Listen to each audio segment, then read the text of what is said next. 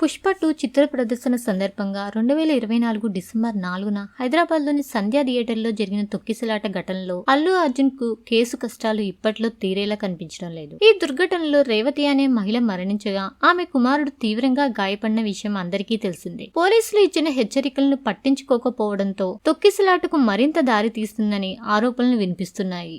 ఆదివారం జరిగిన ఓ press meet లో పోలీస్ కమిషనర్ సహా ఇతర పోలీస్ అధికారులు పాల్గొన్నారు. వారి కథనం ప్రకారం తొక్కిసలాట గురించి అల్లు అర్జున్ కు ముందుగానే సమాచారం ఇచ్చామని, వెంటనే బయటికి రావాల్సిందిగా కోరామని పోలీసులు తెలిపారు. అయితే చిత్రాన్ని పూర్తిగా వీక్షించిన తర్వాతే బయటికి వస్తానని అల్లు అర్జున్ అన్నారని, అయితే పోలీసులు చొరవతోనే ఆయనను థియేటర్ నుంచి బయటకు తీసుకురావాల్సి వచ్చిందని వారు అన్నారు. తొక్కిసలాట జరిగిన సమయంలో అల్లు అర్జున్ నియమించిన బౌన్సర్లు అక్కడికి వచ్చిన ప్రేక్షకులతో పాటు విధులు నిర్వహిస్తున్న పోలీసుల్ని కూడా తోసివేసినట్లు ఆరోపణలు వస్తున్నాయి.